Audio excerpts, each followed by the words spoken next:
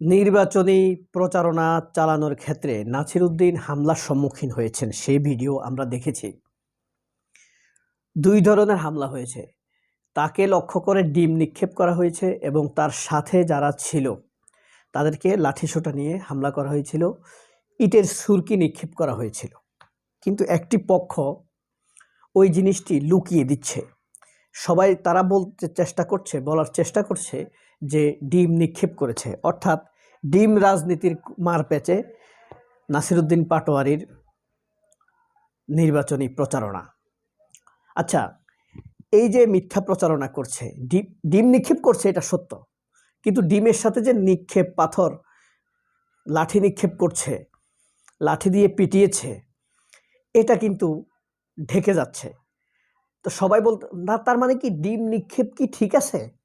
অর্থাৎ কিছু কিছু সাংবাদিক এই হামলাটাকে পারমিট করছে। এখন সেই সাংবাদিকরা যদি মানুষ দেখলে চট থাপ্পড় মারে, আর এই যে মিথ্যাচার চালাচ্ছে, এতে কি জামায়াত ক্ষতিগ্রস্ত হবে? না, এসব নাটক ফাটকে আমি অন্তত দেখি নাই জামায়াতের অংশগ্রহণ বা পার্টিসিপেশন। এই নির্বাচন নিয়ে নানান শঙ্কা আছে। এখন পর্যন্ত কিছু বুদ্ধিজীবী, বিশেষ করে গৌতম দাসও এই ব্যাপারে সন্দেহ প্রকাশ করছে নির্বাচন হবে কিনা। গৌতম দাসকে আমার ভালো লাগে, কিন্তু গৌতম দাসের ভিতরে একটা অমোঘ তথ্য লুকিয়ে আছে। সে কিন্তু মারাত্মকভাবে ইউনূসের বিরোধী। খেয়াল করলে দেখবেন, সেই ইউনূসকে পছন্দ করে না। এখানে ভারতের সুরের সাথে কিছুটা মিলে যায়। যাই হোক, তার অধিকাংশ কথাই হয়তো ভালো। অনেকেই গৌতম দাসের প্রশংসা করে। গৌতম দাস না চক্রবর্তী, ওনার কথা আমিও শুনি, কিন্তু উনি চরমভাবে ইউনূস বিদ্বেষী। যেমন ভারত যেভাবে বলে উগ্রদের সমর্থন বেশি, উনিও এটা মাঝে মাঝে বলে। আবার ভারত বলে ইউনূস প্রেসিডেন্ট হতে চায়, দীর্ঘস্থায়ী করতে চায় তার ক্ষমতা, এটা গৌতম দাসও বলে। ঠিক অনেকটা ভিতরগত ব্যাপারটা আমি তাকে আসলে রিড করতে পারি না, আমি মোটামুটিভাবে মানুষ রিড করতে পারি। আচ্ছা, বাংলাদেশের নির্বাচনের 1 নম্বর বিপদ সংকেত কি বলেন তো? 1 নম্বর বিপদ সংকেত হলো যে বিএনপি যদি নিশ্চিত হয় তারা হেরে যাবে, তাদের কোনো কল কবজা ইঞ্জিনিয়ারিং কাজে লাগছে না, তাহলে তারা ইলেকশনকে ভণ্ডুল করে দেওয়ার চেষ্টা করবে। আর তাদের ধারণা তারা ইলেকশন ভণ্ডুল করতে পারবে, কারণ এই পর্যন্ত যত দাবিগুলো তাদের প্রতিপক্ষ জানিয়েছে তার সবগুলো তারা ইনভ্যালিড করে দিয়েছে, একটি পারে নাই। যেমন প্রবাসীদের ভোটের ব্যাপারে সবচাইতে বেশি সোচ্চার ছিল কে বলেন তো? জামায়াত, এবং কিছুটা এনসিপিও ছিল, কিন্তু বিএনপি প্রবাসীদের ব্যাপারে সোচ্চার ছিল না। এই ক্ষেত্রে জামায়াত জিতেছে, আর বাকিগুলোতে প্রি ইলেকশন ক্যাম্পেইনে হেরেছে জামায়াত। যেমন জামায়াত সবসময় বলেছে যে গণভোটটা আগে হোক এবং আলাদা হোক, এটা অবশ্যই দেশের জন্য, আমাদের জন্য, জাতির জন্য ভালো ছিল। বিএনপি সেটা হতে দেয় নাই, অর্থাৎ বিএনপির কথা টিকেছে। এরপরে নোট অফ ডিসেন্ট, জুলাই সনদের ব্যাপারে বিএনপির নোট অফ ডিসেন্ট দিয়ে প্রায় থামিয়ে দিয়েছে। এরকম আরও অনেকগুলো বিষয় আপনি পাবেন যখন খুব রিল্যাক্স চিন্তা করবেন।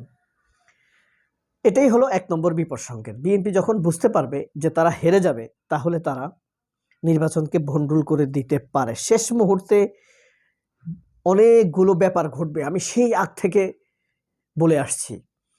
নির্বাচনের মাত্র আর 15 দিন বাকি, ধরো ওখানে 12 দিন, আর এই মাসের আজকে হলো 27 তারিখ, 4 দিন 5 দিন, অর্থাৎ 15-16 দিন হাতে পাওয়া যাবে। 12 তারিখে তো ইলেকশন হবেই, অর্থাৎ খুব নিকটে।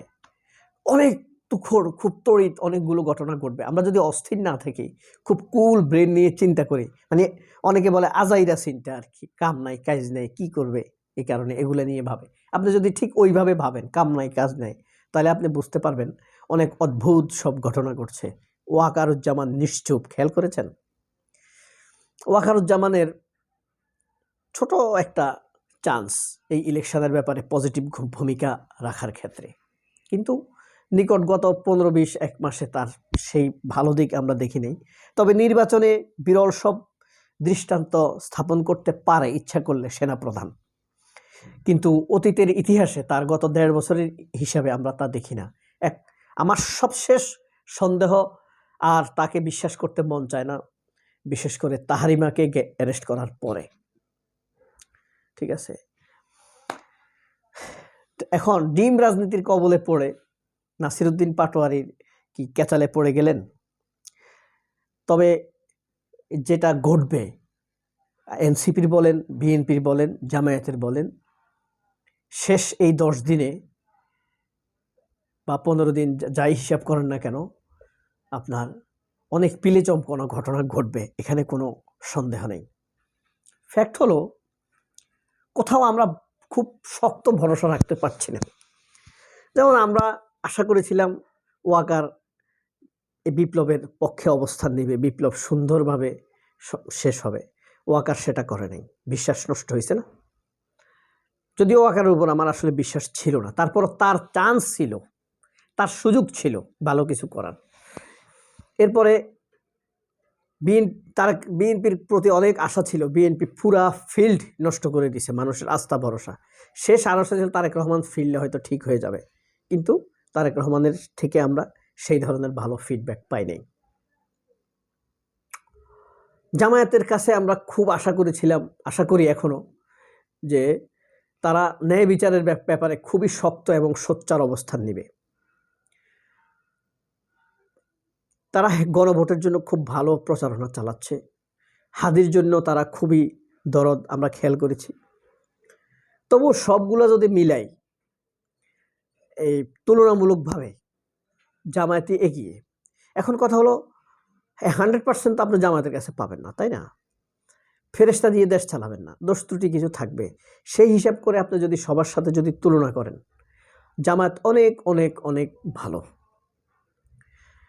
তাছাড়া বিএনপিকে তো এদেশের মানুষ অতীতে দেখেছে, আমাদের সিনিয়ররা, বড়রা, মুরব্বীরা আরও ভালো বলতে পারবেন। আর আওয়ামী লীগের তো দেখছেই, বাকশাল দেখছে, দুর্ভিক্ষ দেখছে, হাসিনাকে দেখছে, তারপরে দুকশাল দেখছে। দুকশাল বুঝেন? দুর্নীতি। আচ্ছা, বাকশাল মানে কি? বাংলাদেশ কৃষক শ্রমিক জনতা পার্টি। আর দুকশাল মানে দুর্নীতিতে যারা শ্রম দেয় তাদেরকে দুকশাল বলি আমি। তো এসব মিলিয়ে খুব বেশি হতাশা হবার কিছু আমি দেখি না। আগামী দিন আমাদের জন্য ভালো, তবে সতর্ক থাকতে হবে। মানে যদি এত ভালো হইতো যে আমাদের আর টেনশনের কোনো কারণ নেই, বিএনপি আসুক, জামায়াত আসুক, খুব ভালোভাবে দেশ চালাবে, দুইটাই ভালো শক্তি। এত বেশি ভরসা রাখতে পারছি না। আশা বেশি, আশার অংশই বেশি, তবে আমাদের সতর্ক থাকতে হবে। হ্যাঁ, মানে এই হইল বিষয়। যে ঘটনাগুলো ঘটবে ভবিষ্যতে, সেখানে দেখে শুনে বুঝে ভালোর পক্ষে আমাদের অবস্থান নিতে হবে। বাংলাদেশ ভালো করবেই। সবাই অনেক ভালো থাকবেন। আল্লাহ হাফেজ। আসসালামু আলাইকুম।